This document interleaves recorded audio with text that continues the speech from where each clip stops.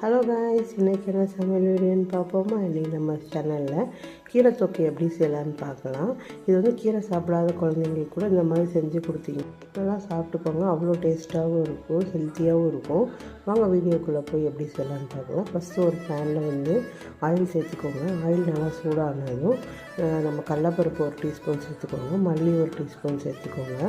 மல்லி சேர்த்துட்டு ஒரு டீஸ்பூன் வந்து சீரகத்தூள் சேர்த்துக்கோங்க. எல்லாமே நான் வந்து 2 பேர் செய்கிற அளவுக்கு தான் நான் அளவு சொல்லியிருக்கேன். நீங்கள் உங்கள் குவான்டிட்டி கூடன்னா கொஞ்சம் கூட சேர்த்துக்கோங்க. சீரகம் சேர்த்ததுக்கப்புறம் 4-5 வரமிளகா உங்கள் காரத்துக்கு ஏற்ற மாதிரி சேர்த்துக்கோங்க.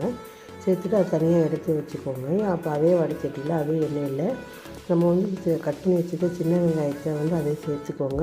2 பூண்டு சேர்த்துக்கோங்க, ஒரு துண்டு புளி சேர்த்துக்கோங்க. சேர்த்துட்டு நல்லா வதக்கி விட்டுட்டு 2 தக்காளி நான் கட் பண்ணி சேர்த்துருக்கேன், அதையும் சேர்த்து நல்லா வதக்கி விடுங்க. அந்த எண்ணெயிலே நல்லா வதங்கட்டும். சீக்கிரமாக வதங்குறது கொஞ்சோண்டு வந்து உப்பு மட்டும் சேர்த்துக்கிறேன். சேர்த்து நல்லா வந்து மிக்ஸ் பண்ணி வதக்கி விடுங்க. எண்ணெயிலே வந்து அந்த வெங்காயோட வதக்கணும். அப்போ தான் அந்த பச்சை ஸ்மெல்லாம் போய் நம்ம அரைச்சி எடுக்கிறப்ப நல்லா டேஸ்ட்டாக வரும். இங்கே பார்த்திங்கன்னா நல்லா வதங்கிடுச்சு.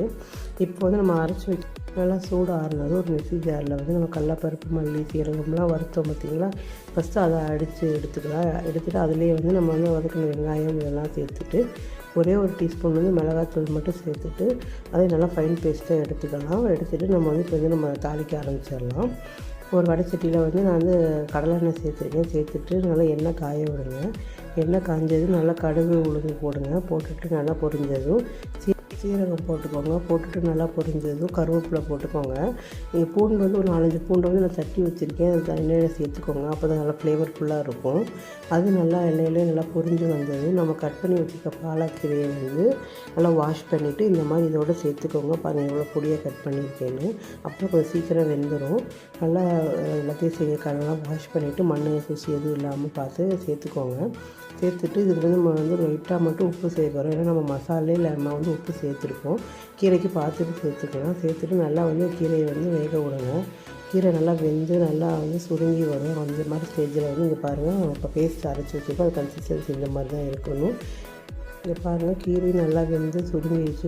போட்டதில் பாதியாகிடுச்சு. இந்த ஸ்டேஜில் வந்து நம்ம அரைச்சி வச்சுருக்க மசாலா இருக்குது பார்த்திங்கன்னா, அதை இதோட சேர்த்துக்கோங்க. சேர்த்துட்டு தண்ணி கொஞ்சம் ஊற்றி கொஞ்சம் டைல்யூட் பண்ணிக்கோங்க. நம்ம கொஞ்சம் திக்காக இருக்கும். கொஞ்சம் தண்ணியாக இருந்தால் தான் அது நல்லா நல்லாயிருக்கும்.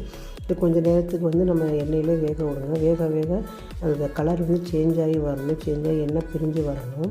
அப்போ தான் அது வந்து நல்லாயிருக்கும். அது பச்சை வாசனை போகணும். குறைஞ்சி பார்த்திங்கன்னா கலர் எவ்வளோ சேஞ்ச் ஆகிடுச்சின்னு இந்த மாதிரி ஸ்டேஜில் எடுத்து நம்ம சர்வ் பண்ணோம்னா சூப்பரான கீரை தொக்கு ரெடி. இது நம்ம சாதத்துக்கு கொஞ்சம் நெய் விட்டு சாப்பிட்லாம், அப்புறம் சப்பாத்திக்கு சாப்பிட்லாம். நீங்களும் ட்ரை பண்ணி பார்த்து எப்படி கொஞ்சம் சொல்லுங்கள், பார்க்கலாம். பாய்.